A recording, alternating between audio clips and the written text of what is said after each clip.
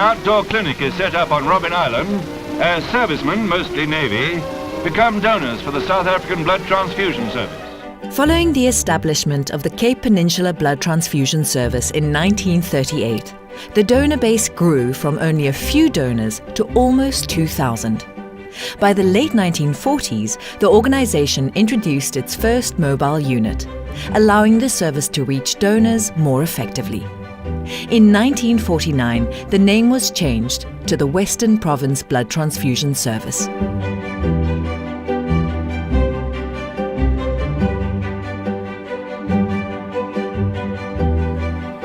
The core purpose of the blood transfusion service when it was established in 1938 was to provide for blood transfusion needs in Groote Schuur Hospital as well as the other bigger hospitals in Cape Town.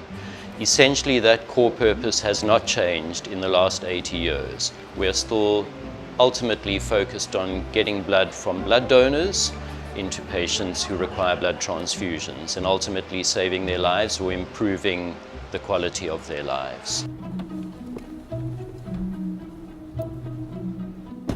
So today I will have completed my 338th donation. Good morning, ladies. How are you today? Good, good. And you? Good, I'm well, thanks. I became a blood donor when I was about 24, 25.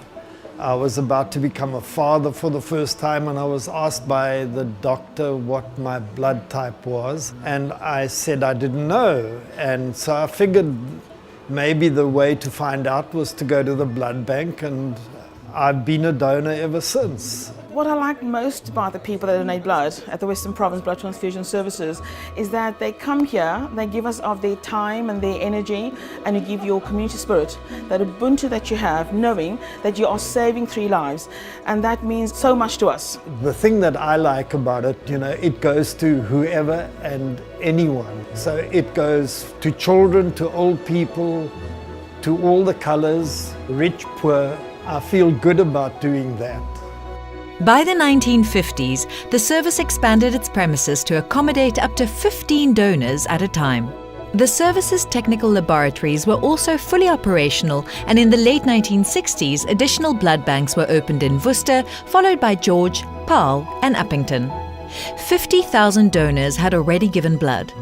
In 1967, the organization was part of the historic first human-to-human heart transplant surgery performed by Professor Christian Barnard at Groote Schuur Hospital. Let's find the numbers. Are you going to do all? Yes. Rakib was diagnosed with aplastic anemia in 2016, which essentially is when your bone marrow fails and it stops producing blood cells to sustain life. Which one is next?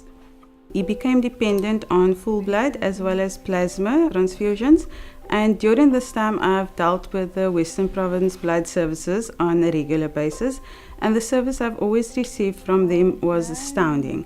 They are helpful, friendly, passionate. They seem interested in the life that they are working towards saving. This is one of the last bastions of community care, being able to give somebody a small part of you that creates life. The 1970s saw significant advancements in scientific practices, including the replacement of glass bottles with plastic containers for the collection of blood. The cell separation clinic was opened, a first of its kind in Africa. In addition, automated blood group testing was implemented, and hepatitis B testing was introduced. A testing facility for HIV was also set up in 1985. I think there have been a couple of things that have really changed our world in the last few decades. The first is the introduction of automated platforms. So as you can see, that's our original blood grouping machine. The advantages automation offers was the ability to do much faster throughput as our volumes grew. Good morning, Mr. Goldman. Hi, Sam. How are you? I'll find yourself. Good. Okay, thanks, Tasha. Thank you. So I'm just going to do your blood pressure. The Western Province Blood Transfusion Service is professional and very organized. In fact, when the phone rings for me to donate blood, I actually look forward to coming in and seeing the staff in the clinic, and I feel I've become friends with most of the staff here. I was really hesitant about coming in today because I really am not a fan of needles at all, so I was expecting quite an awful experience. And I got here and immediately the atmosphere was great. The nurses are so friendly, they all have such a great rapport, and the experience wasn't as bad as I thought it would be. We're doing a good deed by taking the blood, and those people that's coming in, they feel comfortable talking to us, we're warm to them. It's a team thing with the donors and the staff. In the 1990s, the Western Province Blood Transfusion Services head office moved to its current location in Pinelands, and the organisation saw the opening of the first fixed blood donor centre in the Cape Town metropole.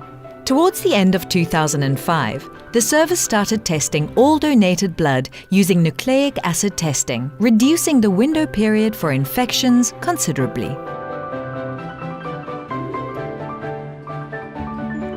I have never been anxious or nervous about donating blood because I know I'm in good hands, and I would hope to continue donating for many years to come still. We are well established after 80 years. We're the only blood service in the Western Cape. We're providing a life-saving product, and we also like to operate at the highest ethical principles. And I see that position remaining exactly the same for the next 80 years. Within the last decade, a vast array of technological and scientific advancements have been introduced, including electronic cross-matching, improved blood component separation methods, and the Western Province Blood mobile app. Over the past 80 years, the Western Province Blood Transfusion Service has grown from a small community-based organisation into a technologically advanced blood service. Today, the service is widely respected for its tireless efforts to supply sufficient, safe blood to patients throughout the Western Cape. The same story is told on a widespread front. The story of good people contributing to the Western Province Blood Transfusion Service for humanity's sake.